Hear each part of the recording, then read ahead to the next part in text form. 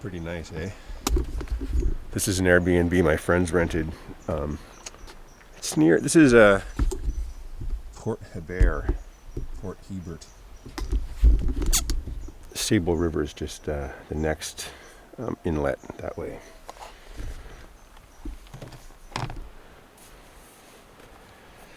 I actually brought the questions this time, so that's good. But I haven't had coffee. The coffee setup's all downstairs with the sleeping people. I can't bear to wake them. I'm not sure what the setup is, so I usually bring some instant coffee for these situations. And my stove too, but even instant coffee in cold water is better than no coffee at all.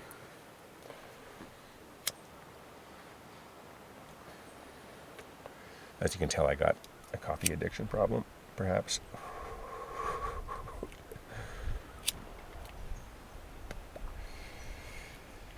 So I think we were, oh shit, I better not start a fire on this fucking tower. Or below it.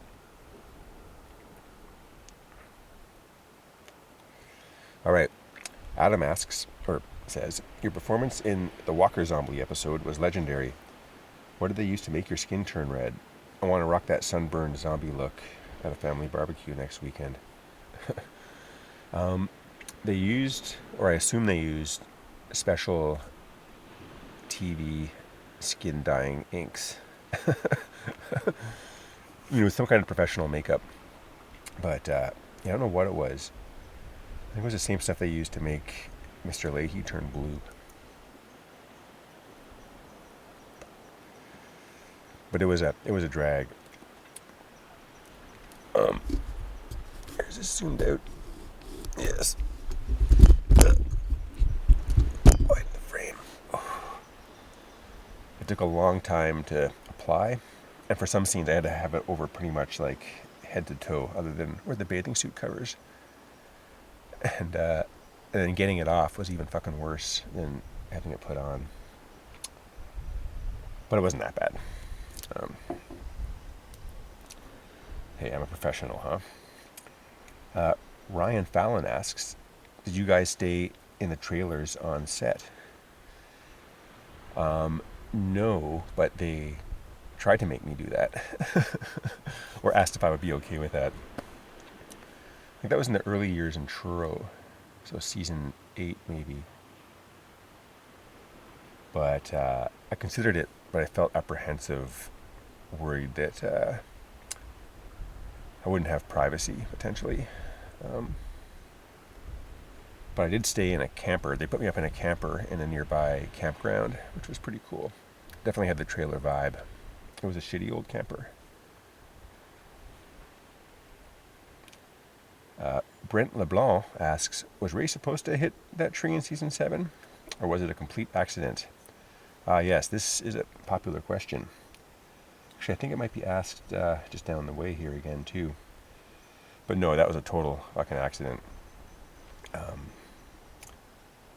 As mentioned, they sometimes, I think they fuck with me, don't tell me what their plans are before doing stuff, but I don't think this was a case of that. It was just too risky.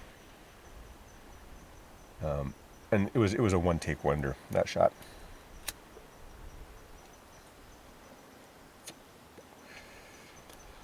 Mike Raspberry asks, is there any other direction you wish the show took, or stayed similar to a certain season? Yeah, not really.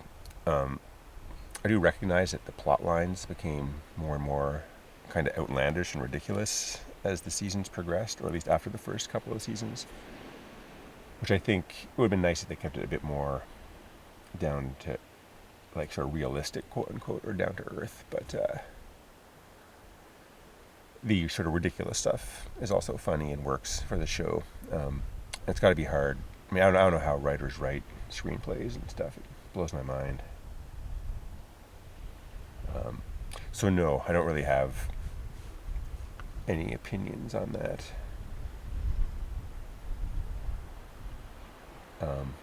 I think I'm brain dead right now as well. Oh shit, there was a mosquito biting me. Fuck, no one warned me. Might have to get my water. Here, 1 sec.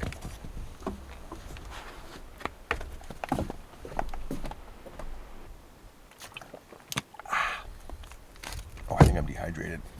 All right.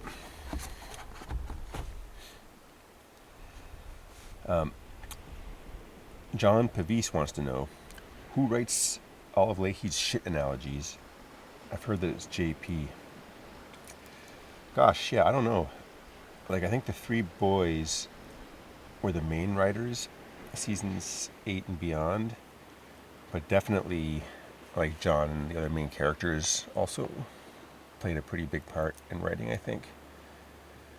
And gosh, I would see John, I remember him on set, like, just sort of going through shit stuff, like, trying different stuff out. So I feel he was a pretty big, I think John would have contributed a lot of the shit analogies himself. But, yeah, maybe JP was the brains behind it. Reagan Kadka wants to know, did you call Ray when something happened? Yeah, I tried, but he didn't answer. Fucking Ray. Good question, Reagan.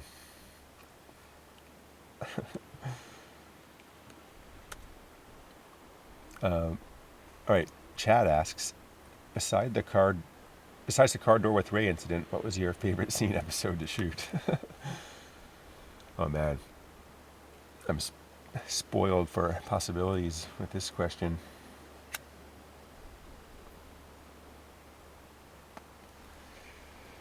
I like the scenes where there was like lots going on, some some guns, some action, but I didn't have like too much pressure on me to, perform anything too complicated, I guess. I guess it was season 12. I hear a door closing downstairs. Coffee. I might have to cut this and get my coffee temporarily. The crash up derby scene in season 12 was pretty awesome. They first tried to make me drive one of the cars, but I told them from previous episodes, like, I can't drive standard. Stop making me drive standard. They're like, yeah, don't worry, no problem. They told me I was going to drive in this crash up derby scene, and I was apprehensive, but it's okay. Just like make sure the car is automatic. Yeah, no problem. Lo and behold, on the day, the car's a fucking standard, and even getting into a fucking derby car, you had to get in through like the back windows or something, and then they crawl over the seat. It was so tight and awkward, and like strapped in, got a helmet on. And then I've got like somebody from transport trying to describe to me how to fucking drive a standard. It's easy, just, put down the clutch when you're changing gears and like blah, blah, blah. Dude, I'm not feeling good about this. And eventually Preston, this assistant director, came over and asked me if I was, are you comfortable doing this? And I was like, no, dude, not at all. And so he pulled me out, put a stunt driver in next to Corey. And it's a good fucking thing because even the stunt driver couldn't get the car out of fucking park, like in the beginning parts of the derby. So I got to watch that from the sidelines, no pressure on, enjoying a nice, some craft services. And that was a pretty fucking fun scene to watch. Man, oh man, the memories. Oh wow, check it out. Next question is also about it's from Nick Osborne. He asks about Ray hitting the tree. And it's backed up by Michael Love, who asks if it was staged. And yeah, as mentioned, I don't think so. Dallas Boutte says, Jacob Rolfe, it's a pleasure to speak with you like this. Did you feel the show was going to explode like it did? Did the cast feel like they had something truly special on there? Unfortunately, the question is truncated, but I think I get the idea. No. I thought this season, when I saw season 1, I never spent much time on sets, but like shooting it, it just seemed pretty fucking like rough and ready. And then when I finally saw the first season, I was like, what the fuck is this? Like, it was funny, but it was just so rough and hard to. I was so used to the polished sort of Hollywood look that this mockumentary style was just sort of too much for my brain to grasp at the time. Certainly to grasp the significance of it. And so, no, I had no idea. I don't think anybody could have known it was going to get so big, but maybe Clattenburg and the boys like had an inkling. Yeah, fucking 20 years. Patrick McNichols wants to know, how much of the dialogue was improv at the time of filming? Some scenes just seem too natural to have been written in advance. Love you, bud. Awesome. Thanks, Patrick. Everything is written in advance, but then there's also a lot of improv. The boys would often change things up, like every shot they take. And yeah, they're so good at doing that. It sounds so natural. It's a skill. Also, often things like change. Like when they get to a certain scene, say in episode, 6 of whatever season, by that time, like certain scenes might have to be changed because stuff that happened earlier was changed a bit. Or they couldn't shoot stuff, or stuff like worked out differently, so they'll often, just change things on the fly, in which case it will be less scripted and more improvisational.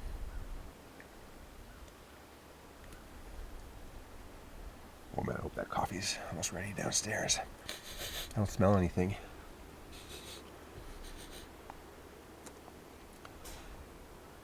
But I hear things.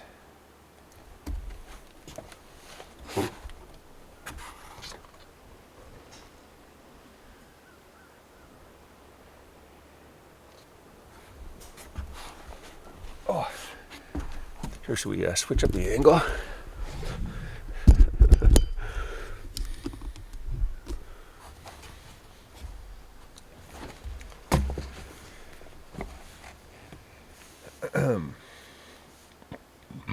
All right.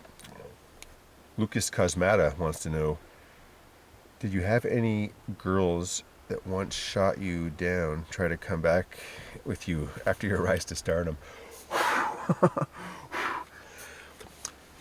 Lucas, I think you misunderstand the nature of Canadian stardom. Man, oh man. But yeah, it gives you, people are more interested based on Trailer Park Boys. Sometimes, or often, or whatever. All right, Daryl wants to know, who would win in a real fight, Trevor or Jacob? Shit, man.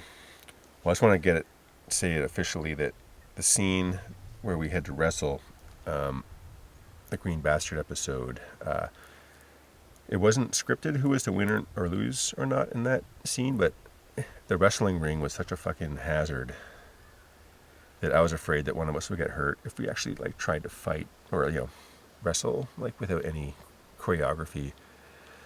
So we just sort of faced off, and then I sort of went down and let Trevor beat me. In a real fight, I don't know. I think it would be a 50-50 chance draw.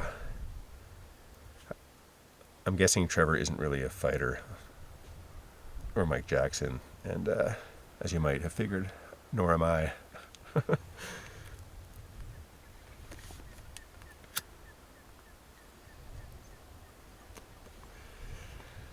Right, Michael Love wants to know, how bad was it shooting the episode where you were lost in the woods setting up the Swayze Express track?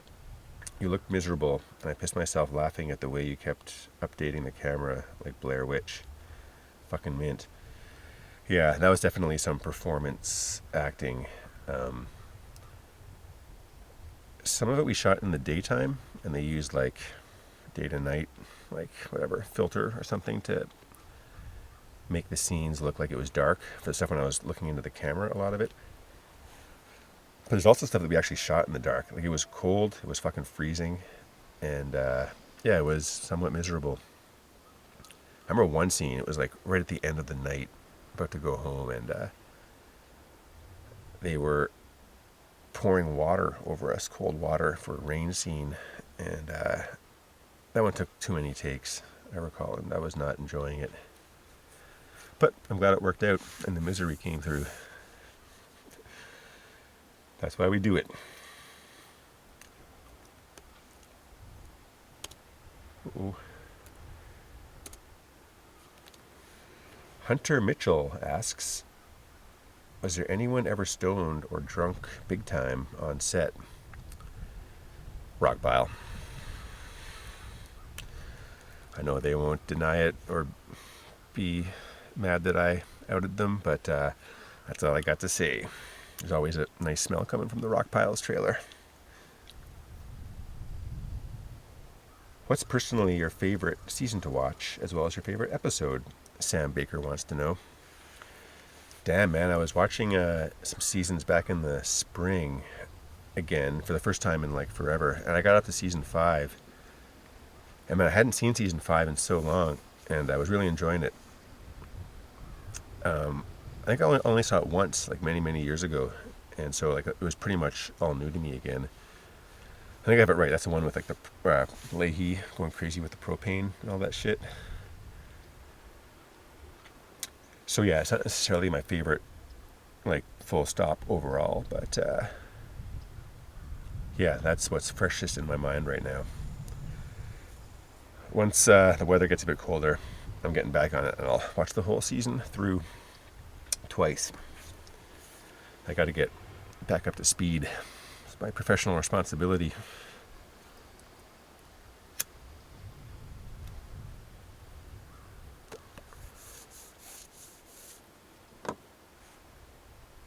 Oh, and then Lance Lehman wants to know, which BAM was your favorite, personal favorite any season? Oh, that's a different question. Which BAM? God, I need to reacquaint myself with all the BAMs.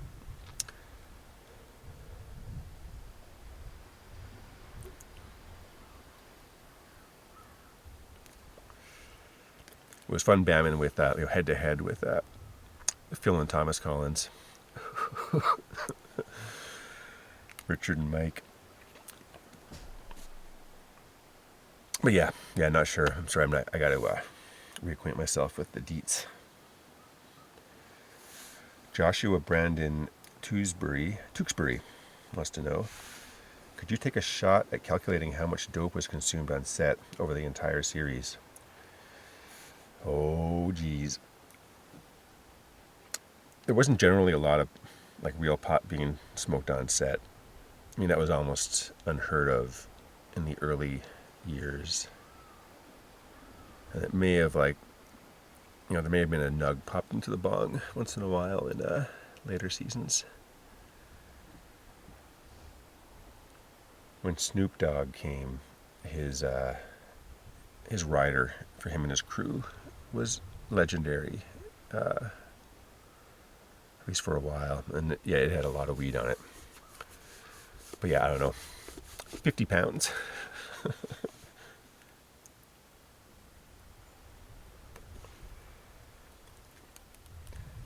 Ned Andrew Miller asks, where did BAM come from? Phil Collins, Jacob, the boys, another writer? Who coined that? It was Clattenburg, as far as I can tell. I sort of feel it was it wasn't exactly a popular catchphrase out in society, but I feel it was kind of around.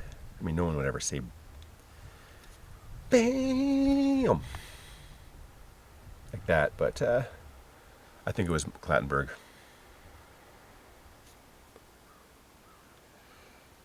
Next question is from Mitch Turner.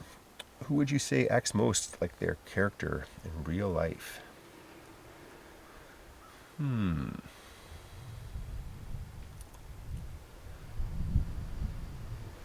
Yeah, I don't know. Again, I'm sort of, my mind's drawn to the rock pile. Like, they kind of just seem like they would be themselves off camera and on camera. A bunch of hard as fuck, dope smoking dudes. I mean, some folks, like the, sort of true skilled actors, like they're, the actor personality and the character personality can be so different sometimes. It's like amazing to watch. But yeah, like others, including myself, who aren't skilled or trained actors. Like, I mean, I'm basically just like being myself, extra stupid and extra nervous, sort of, or like extra stunned.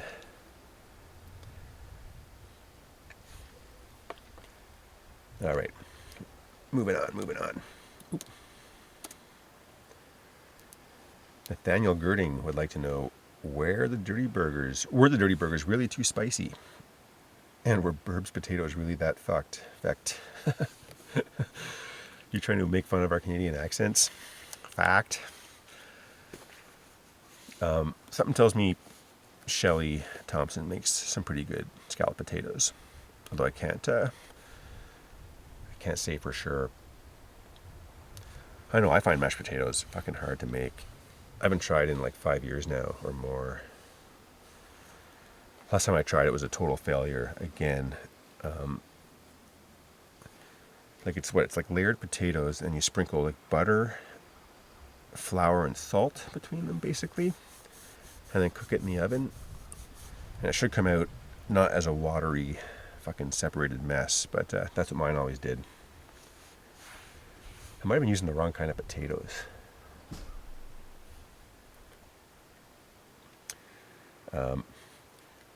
Yeah, in season 7 I wasn't eating meat, and so the dirty burgers were definitely too meaty for me. There were a couple times when I had to eat one, and I guess Props was supposed to get a veggie burger or some kind of like non-meat burger in there for me, but they didn't. So it would just be a cooked and like cold, like bottom of the line meat patty from the freezer at the fucking supermarket. Disgusting. I do like a good burger, don't get me wrong. Christopher Totman wants to know, do you know why Trevor, Michael Jackson, ended up leaving the show? Was he really treated poorly? There's a couple of responses here. Mitchell Beasley responds to Christopher, I heard people in real life started treating him like he's treated on the show, and he was tired of it. And apparently underpaid on the show. That's what I've heard. That's actually what I've heard as well, basically. Yeah, it was a combination of like not being treated well on set. So he claimed, and yeah, people like out in society tell him to fuck off too much, like in Halifax or whatever.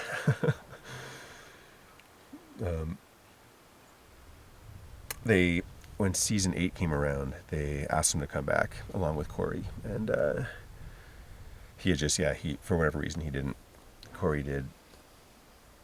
I think he was happy, like maybe people weren't telling him to fuck off anymore around town, and so there's value in that, probably.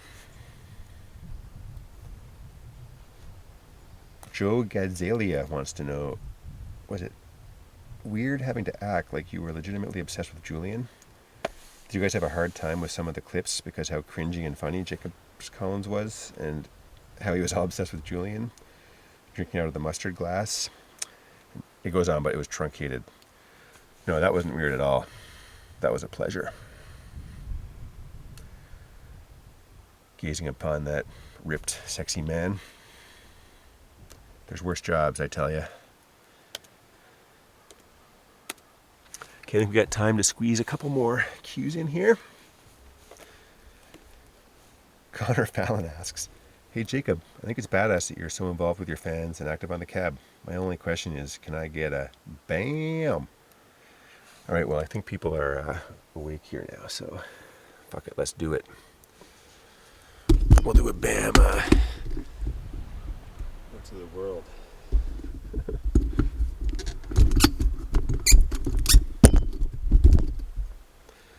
Connor. Bam!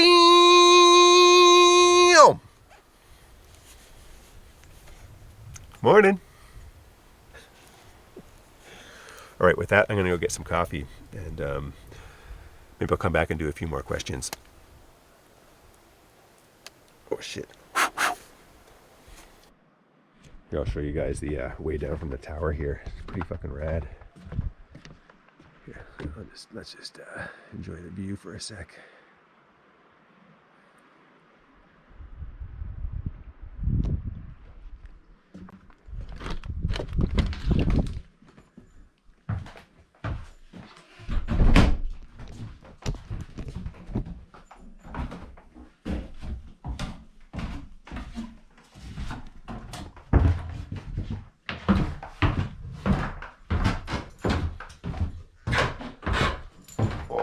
Coffee, Aldi.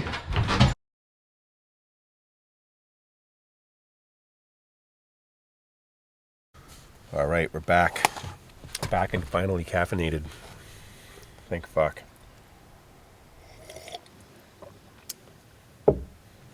So, the next question is, how fun was it watching the drunk bastards operate the slowest water car known to man? That's from Anthony James Berlingeri.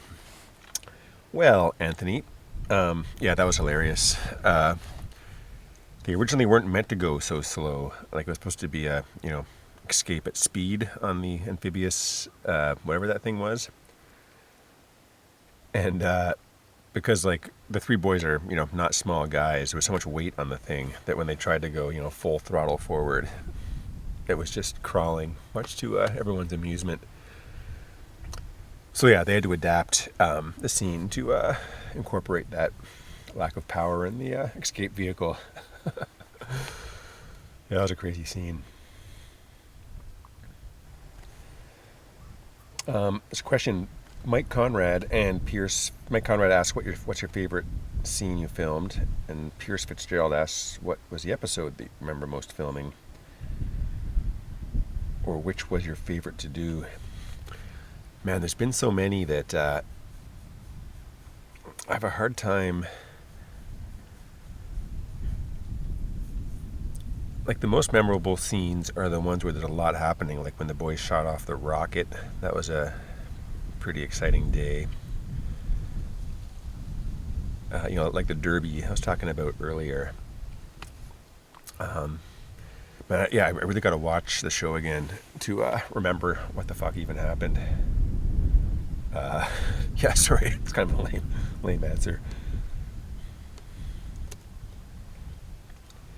Taylor Smith asks, what is the off-camera relationship like between you and the rest of the cast? Are you guys real-life friends and hang out and whatnot? Or is it mostly business? It's mostly business. I mean, the boys obviously spend a heck of a lot of time together. But yeah, like, I don't hang out like casual or socially with folks in general. There's like parties once in a while and that kind of thing, sort of for cast and crew of Swearnet and Trailer Park Boys. But yeah, I'm not personal friends, like close friends with the cast in a way that we hang out.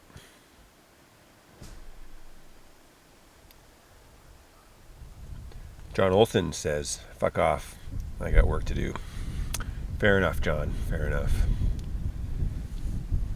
Chris DePier asks, or maybe Chris Dippier, is there any particular scene, whether it's when you were in or were just watching from behind the cameras, that took many, many, many takes since everyone kept laughing? Gosh, that's definitely happened. But I can't remember which scene. Again, same problem. I haven't watched the seasons in a while.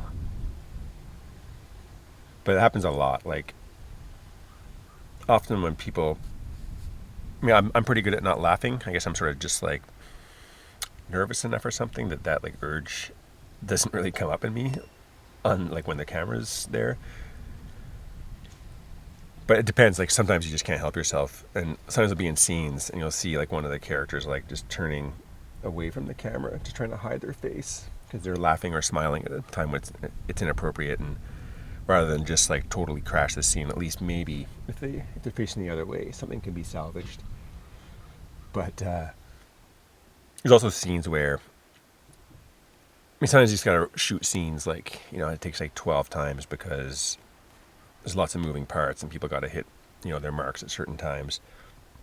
And it's, sometimes it's hard to do.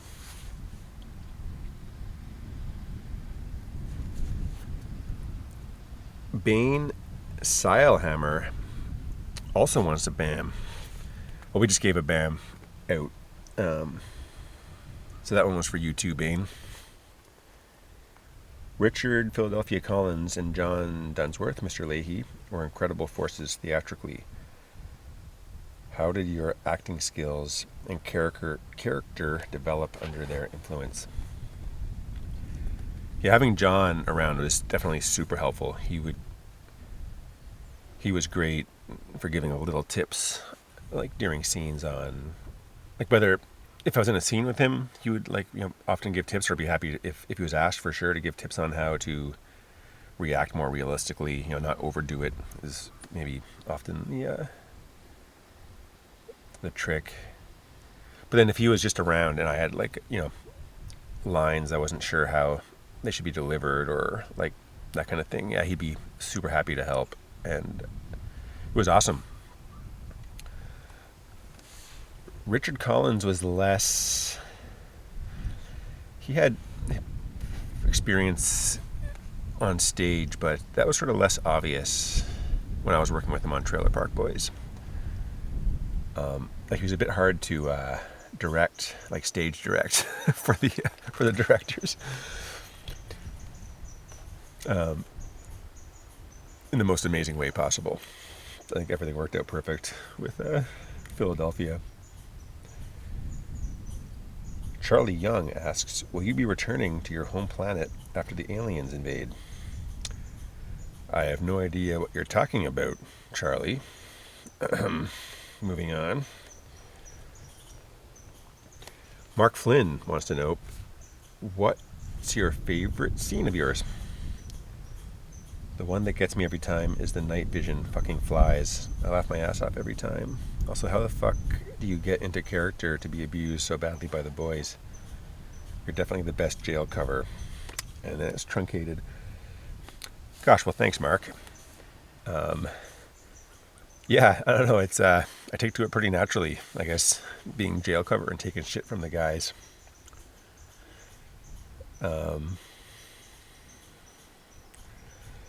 Yeah, it's funny. I mean, it's just a job in a certain sense to me. Although there's been times when I've heard like Rob, after we'd shoot, a scene where Ricky was like super fucking hard on Jacob, Rob would feel bad and sometimes want to reshoot the scene. So it wasn't quite as quite so harsh.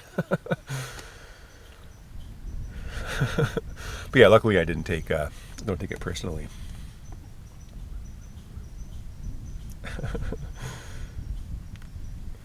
Yeah, favorite scene. I'll have to get back to you guys on those. Sarah Helmbach asks, do you remain friends with other cast members? We covered that. Next question is, which of the cast do you keep up with? Anyone dipped out or fell out of touch? Sort of touched on that. Yeah, lots of folks. I mean, the cast who've left the show, I never see anymore, nor am I in contact with them.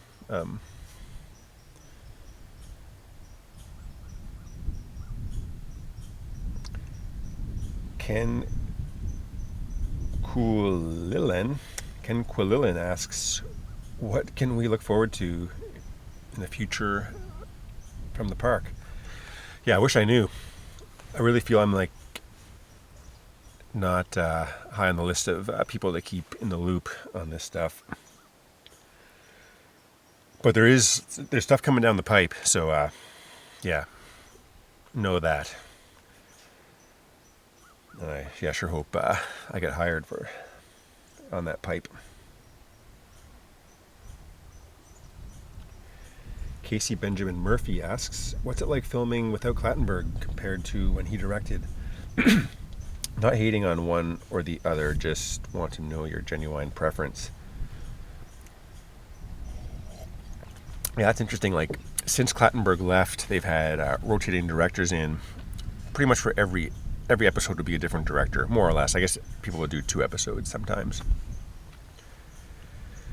So yeah, I kind of liked it better. I mean, I never knew. I sort of assumed shows would just have the same director forever, like, random sitcoms or random, like, dramas, but it's apparently not uncommon to have different directors in for different episodes. And, I mean, Clattenburg, I liked working with, and he sort of knew my, like, limitations in a way that, like, any other random directors might not know. I mean, John Dunsworth and Corey directed, and, I know them, but, like, lots of other folks, just wouldn't know me, so they would assume I was more competent than I was, perhaps, or at least didn't know me as well. So, like, sometimes it wouldn't be quite as smooth, maybe, from my perspective. But yeah, Mike Clattenburg, yeah, super nice guy, and I always loved working with him. He always made me feel, super welcome and, relaxed.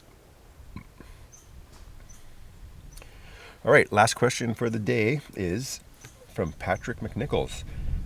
Did you ever get to light up Julian's Monte Carlo before you dumped her in Shit River? You damn right I did. Brake burn that fucker right into the river. Woo! All right, guys, thanks for the good times once again. I'm going to enjoy the rest of the morning here at this cottage before checking out. Ugh. The sun's kind of coming and going here. There's a crazy ass path that goes down the side of this cliff with, like, ropes and everything that help get down, and there's some nice rocks down there. So maybe go check it out. Anyway, talk soon, guys. Peace. And we're cut.